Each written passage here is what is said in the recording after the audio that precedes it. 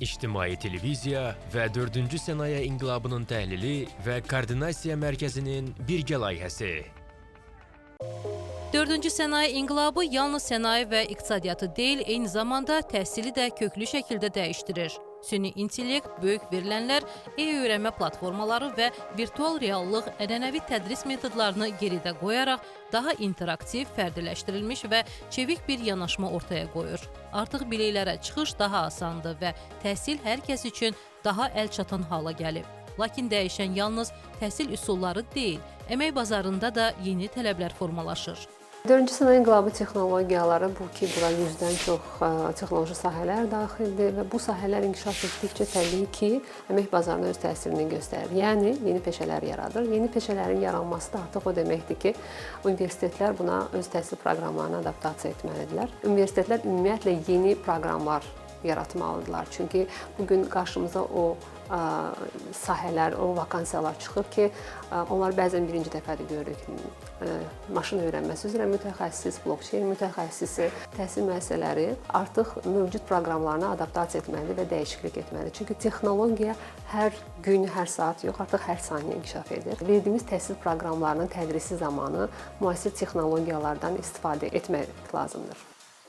Onlayn təhsil platformalarının yüksəlişi sayəsində dünya universitetləri və texnologiya şirkətləri öz kurslarını internet üzərindən təqdim edərək yeni nəsil mütəxəssislərin yetişməsinə töhfə verirlər. Artıq universitetlər öz təhsil proqramlarına adaptasiya etməlidirlər. Yəni kurikulumlara artıq mövcud, artıq inkişaf etmiş və ən əsası düzgün mənbələrdən olan hazır kursları inteqrasiya etməlidirlər. Çünki bu həm də yeni nəslin öyrənmə belə deyək, vərdişləri də bir qədər fərqlidir.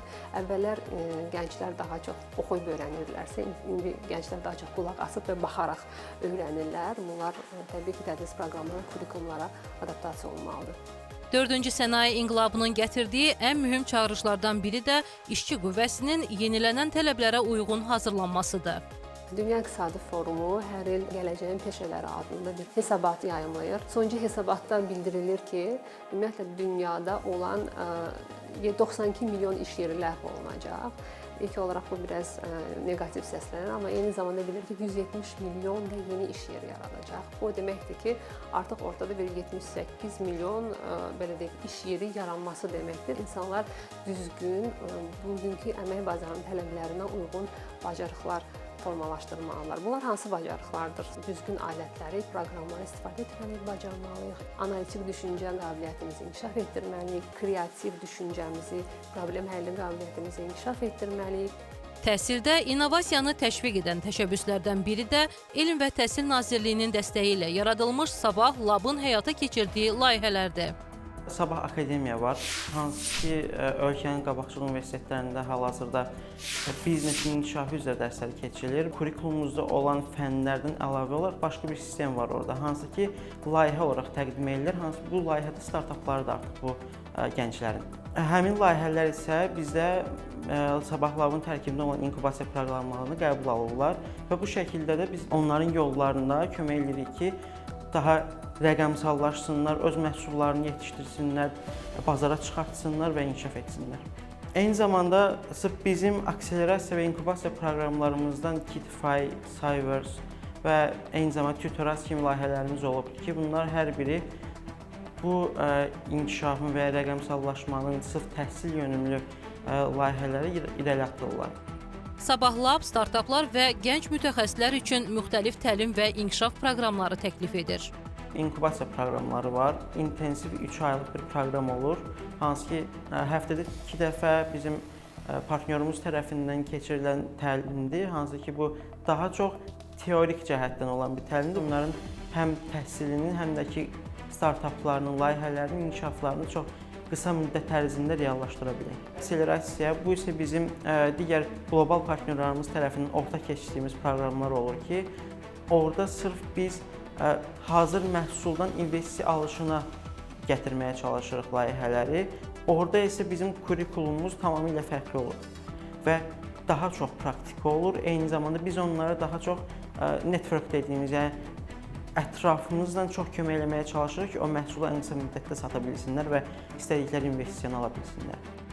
Sabah Lab'ın ən böyük hədəflərindən biri də 4-cü sənaye inqilabını dəstəkləyən layihələr üçün güclü ekosistem yaratmaqdır.